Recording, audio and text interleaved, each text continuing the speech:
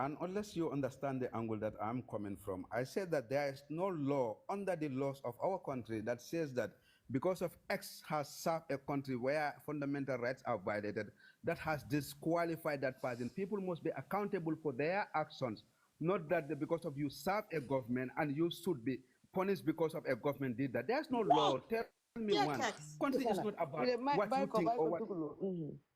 No, Continue. that's what I'm trying to establish here. This is why we established institutions that goes and say that go. That's why we established institutions that say that go and find out the people who have violated directly, not because of you only serve under a government that you should be punished, but they said those who have directly violated the fundamental rights of the people. This is what we are saying. So the law is not that. If that is the case, all of us are culprit. So you cannot say that because of Tangara, just because of.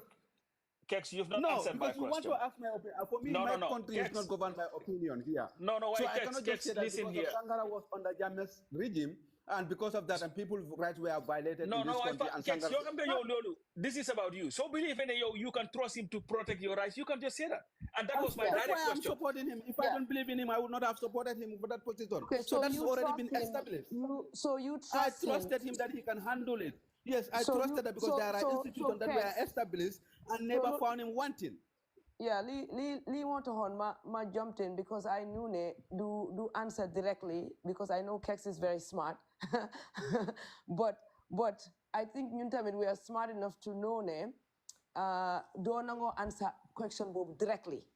Why tay yo yange wax ne trust nga ko kon yow tay tangara mi nga xamne moo nekkoon si nguuri Yaya Jammeh bi ba nga xam ne moom dafa doon try pour Ndeye Tafa Socé nga xam ne journalist la she got away and we all knew comme ni nga waxee rek ñun ñëpp xam nañ la na nekkoon Gambia jamono boobu xale bi jigéen ji daw na ba mun a protect life am mu génna Tangara based on moom mi nga xam ne moo ko secure moom liggéeyam boobu mu went ahead pour go after this girl pour ñu delloo waat ko si Yaya Jammeh even though xam na what was at stake now if yow even though nga ne buñ dem ak sentiment ak emotions but unfortunately ñu nekkuñ ay robots you see and this is why people have to be held accountable and this is why in life you make the choice ku nekk mun ngaa liggéey foo bugg a liggéey ku nekk mun ngaa def li nga bugg a def why because of liggéey bi nga jëloon in your past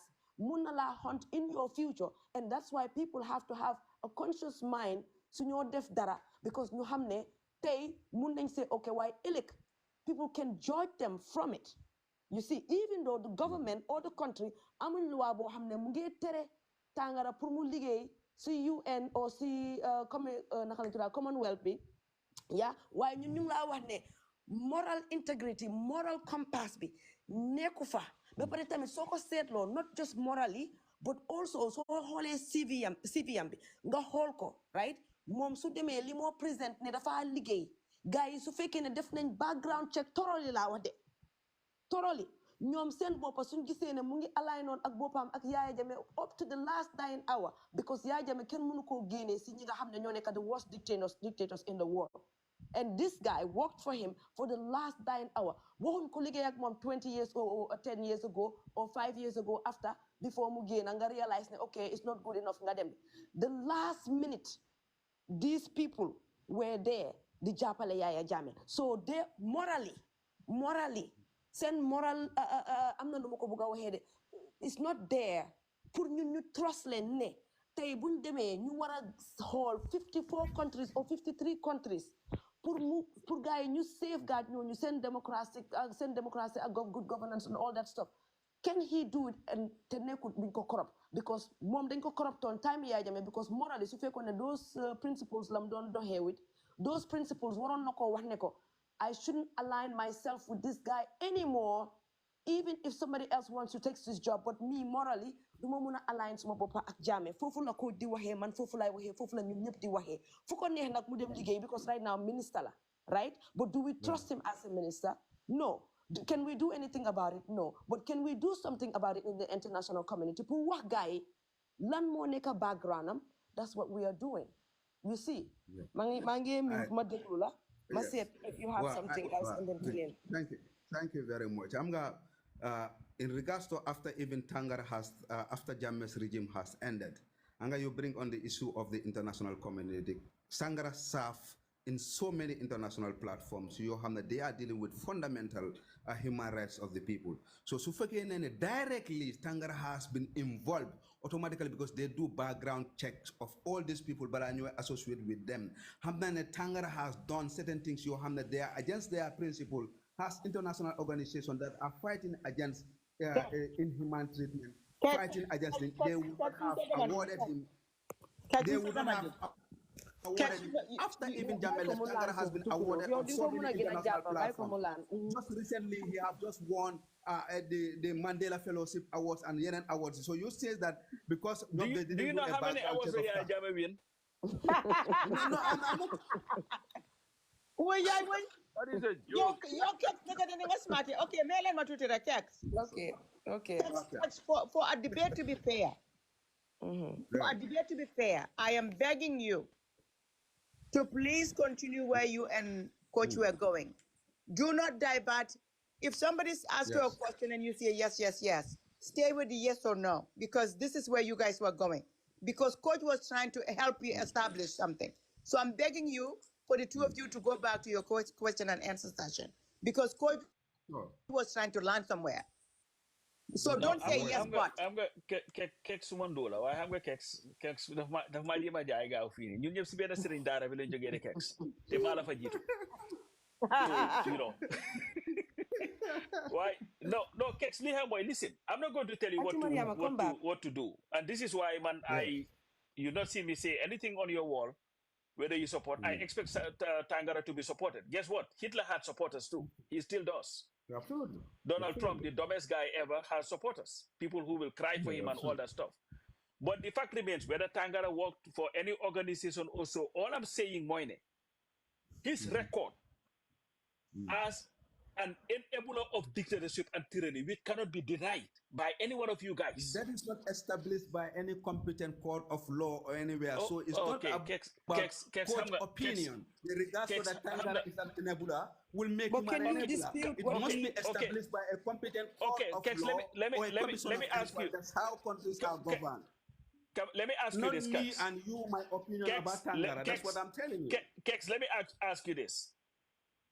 Did you agree that the killing of 9 prisoners was unconstitutional?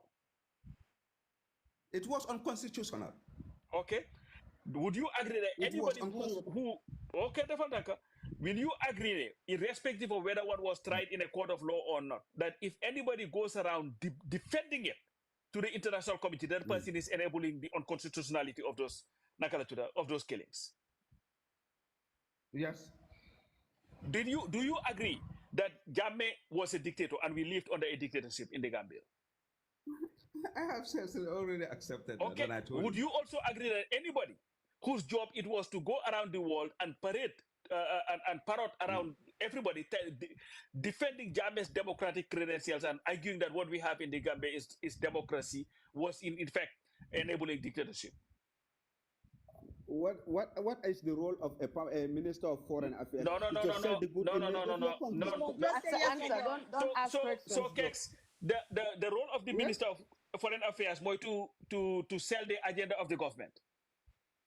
Is to sell your good image of the country, have international. So let me ask you this, Kex. So if that is your role, and you go around the world telling them that whatever they're hearing, the killings that are happening, that's not true. What we have in the Gambia is a democracy.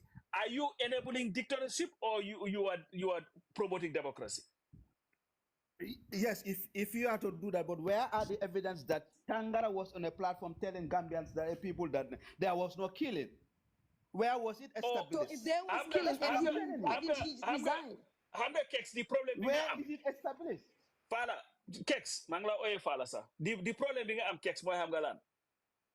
I think you are new to this Tangara thing. You are dealing with the sanitized version of Tangara.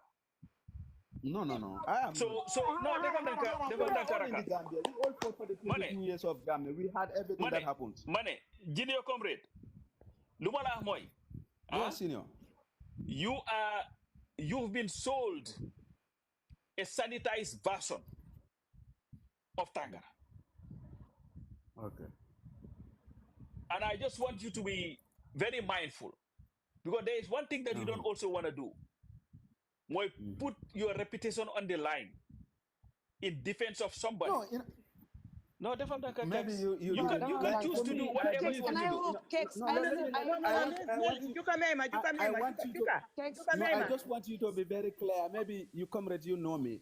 When my consent dictates me, it's not about what others think about me. That's not who I am. It's for me, my consent, and when my consent is clear, I go 100%.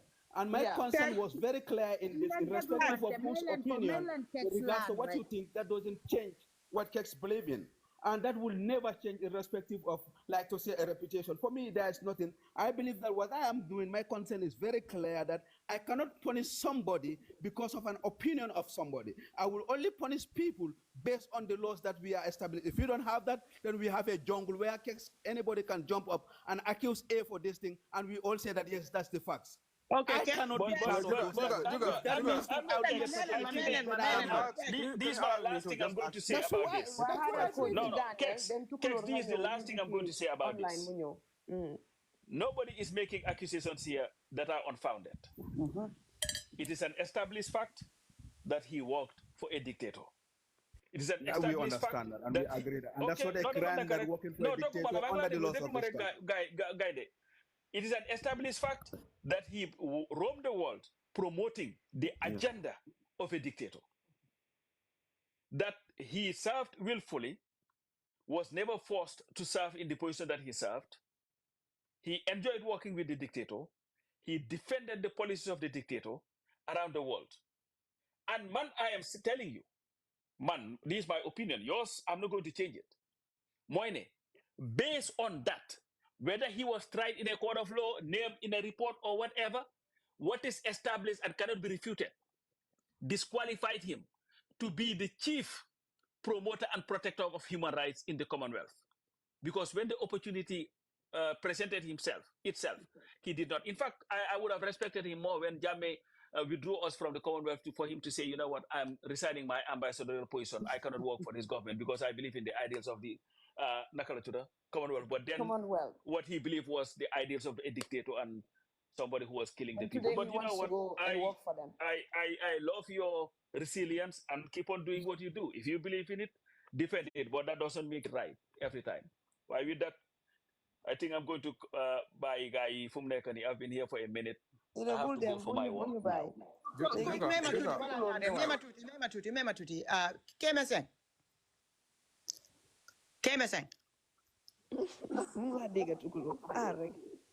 Kemesen barindanku. Andi tukulo mbe mwekane ana maiko be mukene no aw. Aga muda juga. Yo ya mi don suma mic. My ton ton coach degede nga mu suma mic. It's not me there. I swear. Bismillah.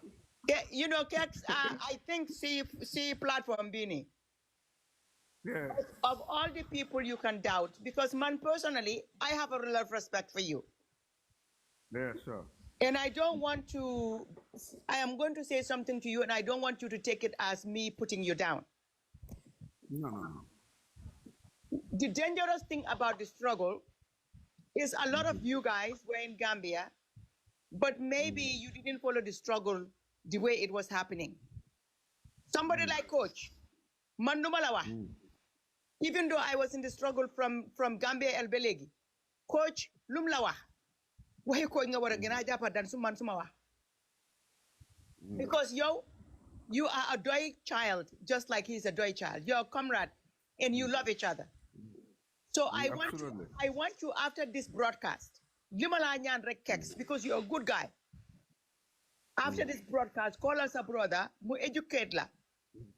Because the kind of human rights activists I know in the Doi folks, yo te bayal sahel te so kolon Halifa Salam but Sidia Jata. Ngane nen mange support ngara ibe telephone le solo netu lokono. No, they will not. Okay, so they will not. Doi has stood for people that you know that they have worked in Jammeh and Jammeh have incarcerated them. They came to Doi and they wanted. No, listen. And they will give them guidance. We cannot abandon our citizens because of they have worked for Jammeh. We cannot abandon our citizens because of they have worked for Jammeh. That's not how we build a country. Kemeseng. Yes. Have you seen Halifa and what's his name saying anything? Because one of the fundamental, because as much as you know Halifa, I knew Halifa from Jawara days. This is a person of principles. No matter how the wind has changed, they will not waver. This guy coach. Coach, ak yefi num tanga fim jappala jappa te ken du ko ci génné te coach tay su fekkene right now su fekkene tanga da dafa ñëwon sax ram gamen fi balal len ma duma ko defati du tax coach forgive ko. And I'm like that. It doesn't make us kafirs. But we will know it's not sincere. Coach li fi li la fi wax bala nga ñëw mu ne tangara su fekkone knowing the position he has as somebody who is in the foreign ministry nekk United Nations for Jammeh ak all those things. So at that time, prisoners. Tangara talk na you know what? Because of my values and my principles, lead woman pedal this lie. Bokatuma. Dina talk for America sa nyoko jo citizenship talk. Dina nkone because nanga def mogen. Why lela ko jeje ma moy? This That doesn't mean that he has violated any law too. Yes, I just want to But the same tangara. Yaya Jammeh diko ekati Gambia. Diko ekati noko demal nga penal ma mu dem penal ko te tangara xamne ko xamne nga ne PhD la doctor la koku lum def taf ko tay. Tangara was going around the world. Di penal Yaya Jammeh diko promote mo gëna xamne Yaya Jammeh dafa rew. I have something for you after Tukulum quickly. Well, I can end you. So Kex lima buga moy gis nga légé le waxtani ndaje. Your pride will make you kind of run away from some conversations. Why man as a person, you need to be educated because you're supporting somebody you really don't know.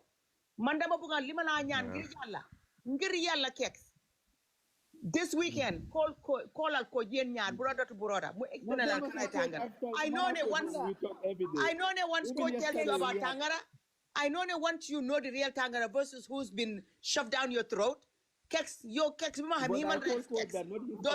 let me to have another belief in Tangara. You know, for me, I'm a man of that belief in laws. I don't believe in what people think about others because that, for me, that's not how we run a country. If that is the case, I can just jump up today and say that Auntie Tukurole is this thing. Should that make you that? So me, I cannot just say because of Coach said this or Auntie Tukurole said this. We established an institution that look at Jammeh's 22 years of ruling. So you cannot tell me that then that institution is flawed. If you are telling me that Tangara is that institution is flawed. Okay, Kex, you Nobody keep, if I can come in quickly. Reports. That's what Kex, you guys are telling me.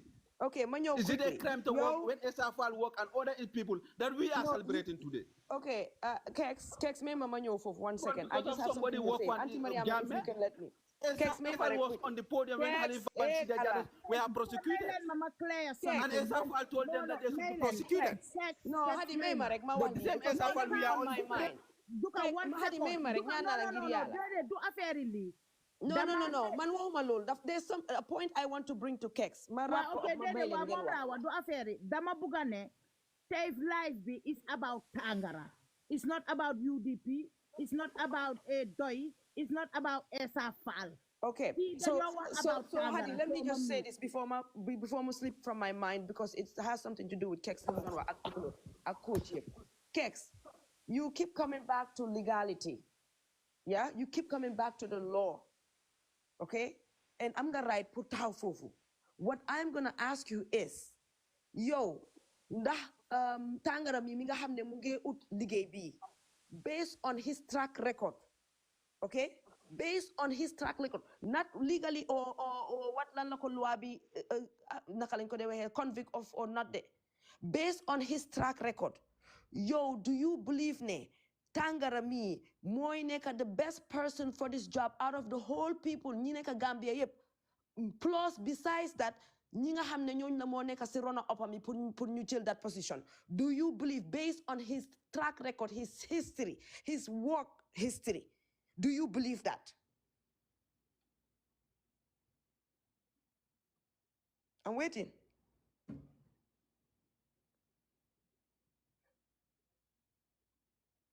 Kex mu ngi waxtaan ak jalangam yi. I don't know. No, ñun amuñ sa mic bi de waaye waxal jalang bi moo ko off. Acha. Well, based on what I have seen in regards to what he have done in the foreign service and the ministry at the University of the Gambia when he was a lecturer there, based on his track record, he's very competent to serve that position. And among so far the people that he's contesting, if you go in terms of qualification, his advantage over those people, he's the most qualified person. Out of the whole Gambia, la njëkk a laaj. His track record holistically, one second, his track record holistically, not just one side of his track record, university be akama fangawa foreign affairs, holistically, his work history, let's say not even from 20 years ago, no, the last decade, do you think that everybody in Gambia, principles, that Commonwealth hold, okay, do you believe this guy is qualified for that? He's the most qualified for that position that we should all advocate for him to get that job. Number one, if he's not qualified, he will not be his nomination will not be accepted. So, okay, so his nomination being accepted means that he is qualified for the position. Okay. Can I comment quickly? Yeah. Yeah. Next to checks ndoma inimbara. Yeah. Ela kevala Saidily. Inimbara. I'm okay. Yeah. Go.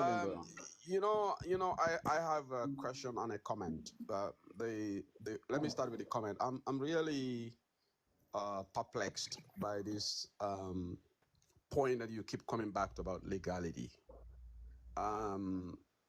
Obviously, are you saying that morality is a non-issue? It should only be based on legality. Also, for you, anybody who is not convicted in a court of law, it doesn't matter the person's moral compass. For you, that person can go to any level. Because I know probably that's in the Gambia. I know in most advanced countries, like in this part of the world, morality is very important in certain jobs than even more than qualification. All right? They look at the integrity of somebody. Your records sometimes speaks volumes more than even your qualification. All right?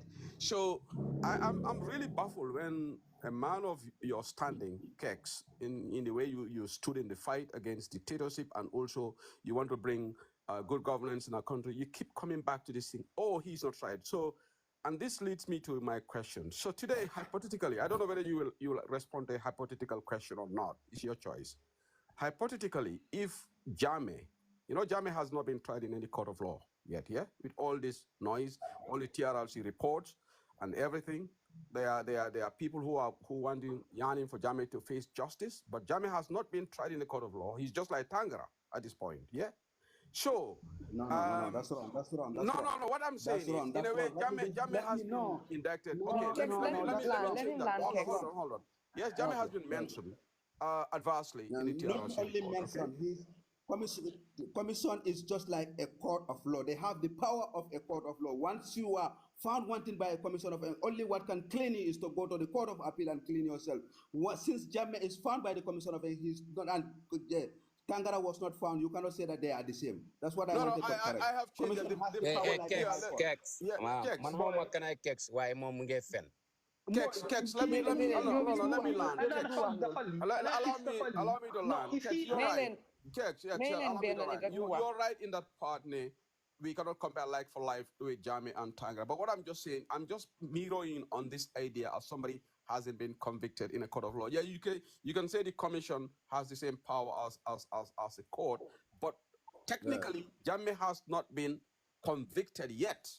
Yeah, technically, you know that. Okay. Diverse mention in a commission of inquiry. No, advance mention and being convicted are different things. And make their recommendation. That is binding until we appeal. Kex, he hasn't been convicted yet. Okay? It's binding until we appeal, according to the laws of this country. Okay, so that's fine. So now forget about Jammeh issue. Now let's talk about the moral issue. To you, are you saying everything should just based on legality?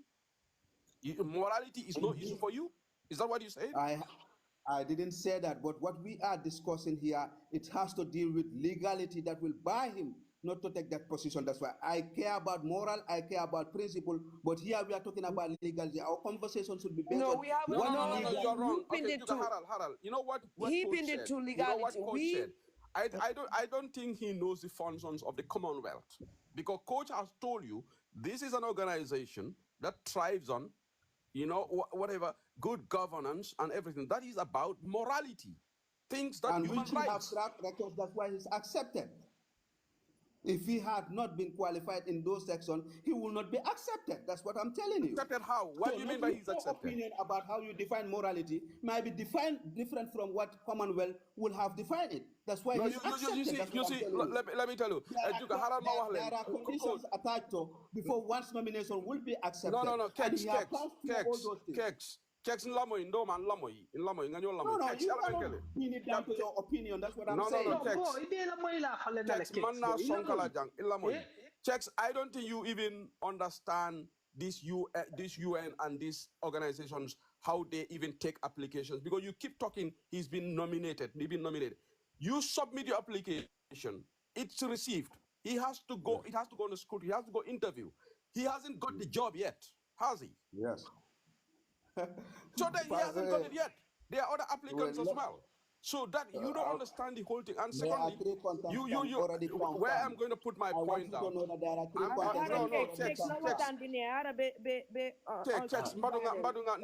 Then you can respond. Okay? Checks. Another thing is, you said something here. You are listening about, a lot of people are listening to this live.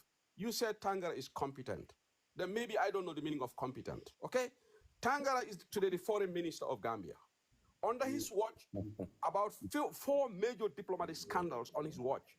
That shows his competence. That raises fundamental questions about his competence. The Cuba saga, the American one, and he came. No, man, watch him.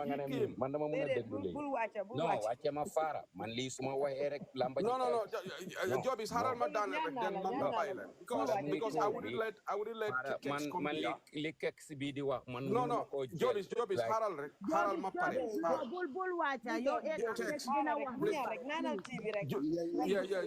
Job is Haral Madan.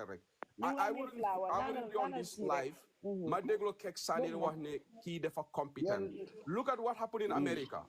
And Tangara's interview is, in fact, is a national embarrassment, national disgrace when he came and said, Li Ada Tuabila is something that is taken seriously in the West, but not here. So that means Gambia, we don't have moral values in our country. This is what Tangara said in his press conference. You talk of America, you talk of Cuba, you talk of Saudi Arabia, you talk of Mauritania, scandals upon scandal on his watch. And you are here telling us this guy is competent as a foreign minister? Other presidents would have sacked him. Other presidents would have sacked him because he hasn't delivered. He hasn't brought the diplomatic people to the highest standards. Okay, that's where I will end. Thank you. One word. So which means naka brother yangi fine. Congratulations, this is Jabar. Wow. So yo danga buka wane nitki a human being warulo am integrity moral bo hamne yo def nga mistake bo hamne si sa life dembe America yangi amon opportunity to send someone pour mu dem ñu torture ko even to kill that person, and the Gambian have no right pour issue those issues mu nge dem di represent the entire nation 2.5 human beings in that country. Yow am nga sa opinion waaye ñun li ñoo wax fii mooy integrity and morals yi nga xam ne mooy loi nit waxuma la sax loi Gambia loi human being mu break all that rules yooyu leen yépp yow nga ne that person moom dina represent human being si nekk Gambia foofu yow di nga support kooku leen Kex xam naa ne ku nekk am na their own opinion fu la neex nga far waaye suñ la tegalee facts dembe America di xeexal nit ñi because of Yaya Jammeh dictatorship. Even in Germany, bi nga xam ne ki turam dooree amul kenn ku ko support nga liggéey ci government boobu because of integrity morals ba pare they respect human beings waxuñ ne ñun dem nañ ci level yi kooku de ki nekkoon jamani but liñ daj ci Gambia boobu nga liggéey ci government yi Yaya Jammeh nga gis tooco bi mooda si yow sa boss sax dañ ko rey ñu jël la employé la yow sa moral ak sa integrity sax bañ reyee seen boss boobu mooy the first no thank you pour government bi rey yow sa boss pour yow nga war a jël a job from that government nit ñi fii la ñoo waxee kenn xeetut ko CV yam bi moo tilim moo tax nit ñi di wax. man 2 minutes. Wow. Okay. Ko kan la 2 minutes. Can I have 2 minutes? Man doon wax. So lii moo tax nit ñi di wax. It's not jealousy, it's not hate, it's not anything. CV bi nga dem di deliver because CV dafa important si nit ci àddinaam. moo tax su fooy dem di apply liggéey danga war a bindal lépp loo xam ne soo xasee bool sax danga ko ci war a include te moom CV yam bi waxuma ne 100% it is dirty but 60% of loolu suñ ko xoolee ñun si suñ kanam as a Gambian 60% of that CV is not clean ñun fii la ñoo wax moom su amoon sa 40% dëgga dinañ wax ne ok 60% bi liggéey na ko waaye scale bi more balance with keks. The Gambian, human being, ma génne Gambian, dama general. We have to have integrity. Gom suñ bopa. Government bum ñu jaral we sacrificing a lot. Ñuy gis dëgga bi di goma suñ bot bi ne déedéet ne kii liggéey na def na mu ngi ni foreign affairs la nekk. Scandal yi am yépp ci under moom. Gis nga ko mu génna mu defend or ñoo waxa Gambian public bi it's an embarrassing for us pour ñu am a foreign minister boo xam ne still now he is serving and he is not delivering checks nañu xante dëgga ñun fii la ñoo waxee kenn xeetu ko CV about his CV la ñoo wax yow am nga that right su doo nekku sa si constitution bi but as a human being normal human being sa heart bi di bit sa soul bi deret gi di daw si sa yaram gi soo tëddee guddi sa di nga ne li ñii di wax dëgg la de waaye man gisuma ko yow buguloo ko gis kenn du la forcer nga gis ko we are talking about the CV of Tangara ñun moom la ñoo wax du personnalité am du lim liggéey ak lim def because CV mooy tax ñu jox la liggéey te CV yam bi is not clean yeah and Kex balakin indi ñëw Kex is the morality bi ñoo wax and gis nga as Gambians and Africans until and unless ñu commencé di be guided by a morality xam nga wax nga fi nga ne yow kon dañoo nekk dëkk boo xam ne is a zombie because ku nekk is going by emotions no you said, I mean, I'm not like for verbatim, I'm just saying, like, you alluded to something similar to that, right? But I think you got the context, right? But Lima explain more.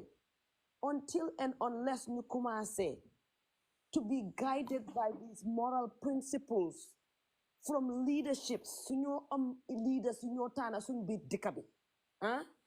Duñ musa jem kanam. Yange understand? Legally bu ma fee isi yeneen wax ay ñoom UDP ak nangam am na yu ñu fi defoon yoo xam ne legally they can say it but dafa am lum dee génnee si nit trust bi honesty bi dafa am lu moo shake rek nit ki danga yaa ngi skew mindset am yaa ngi koo jaxase because ku nekk yàlla am na lum def si ñun ñëpp gis nga comme li Hadi wax balaa loi di ñëw yàlla humanity dafa am loi mooy morality bi bu ñoo guide ñun ñëpp. Once you take that out of humanity, we are a lost bunch. Because man, suma luwa dekatay, muna different ak luwa Nigeria, wala luwa America. Why morally, as human beings, the same principles more you were a guide, whether you are in Egypt or in Dar es Salaam or in Nigeria. You see, Fofula Key lose his job seeking Key Tangarami. And he is one of the least qualified in Gambia so ko buggee teg because of su fekkoon ne ñooñu noonu seen policies it was based on foreign affairs yes then mun nga wax ne it had nothing to do with his job but his job is specifically directly connected with fi mu amee flood in his life mooy democracy ak good governance he failed it F9 so moom loolu lañ ko testé pour liggéeyam bu moo ñëw ni so loolu it's not possible even moom pour mu get in the door if we are talking about if we are looking at his CV correctly ñun foofu la ñoo waaye